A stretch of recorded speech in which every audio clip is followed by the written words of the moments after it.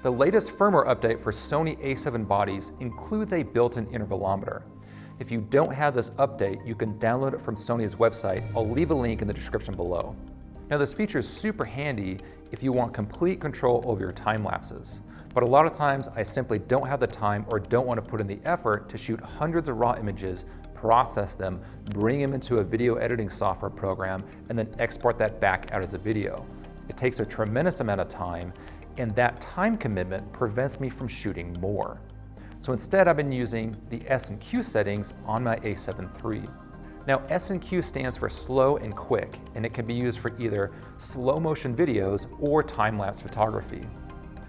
Now before we jump in and start shooting, there's a couple things we need to configure in the S&Q settings to make sure our video looks the way we want it to.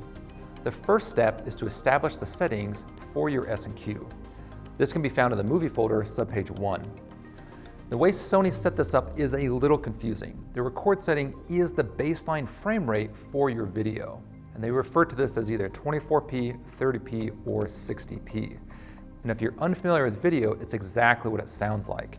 In order to get 1 second of usable footage on a 24p timeline, you need 24 images.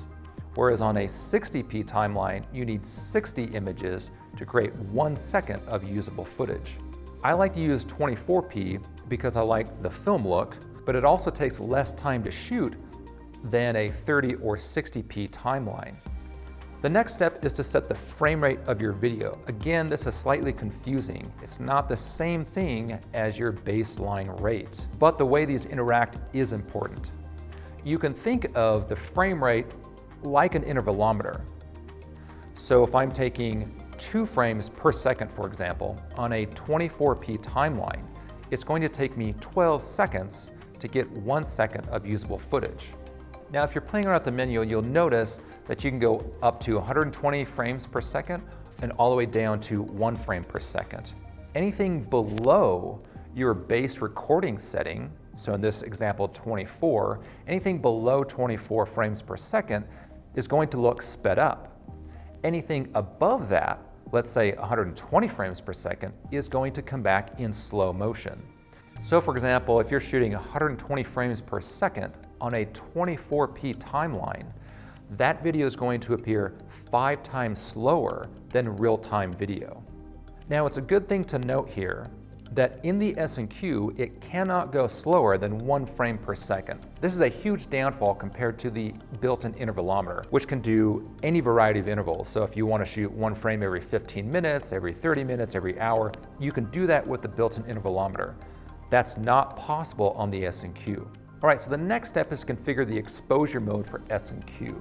But before we jump into that, please take a moment to subscribe so you don't miss out on future tips, techniques, or product releases.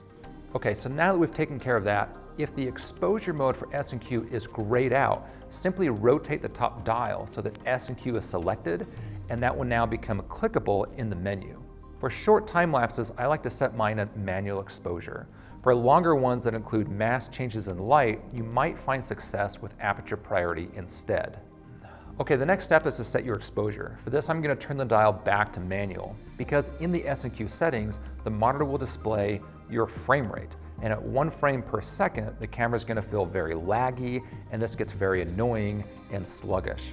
Once I've set my exposure, then I turn it back to S&Q. Make sure you're using a tripod and you're not hand holding this because it's going to look really jittery if you're moving the body all around. So I find a really stable tripod. In this example, I'm using my backpack because my tripod broke, but use whatever you want as long as it's stable. Now to get started, all you need to do is hit the video record button, not the shutter button. We're in video mode now, not photography mode. Now you'll notice that the video starts counting up in length like a regular video. Ignore this, it's not the actual length of your time lapse. Now all we need to do is some simple math to figure out how long you need to stand there in order to get the length you want. In my case, I wanted 10 seconds of time-lapse footage, and I know that at 1 frame per second on a 24p timeline, I can get 2.5 seconds of usable footage every minute. So I need to stand there for 4 minutes. And that's the settings we're using for this example here. Once your timer goes off, simply hit the record button again, and your video will be processed and ready to play within a couple of seconds. And that's it. That's how you create internal time lapses on Sony's a7 bodies.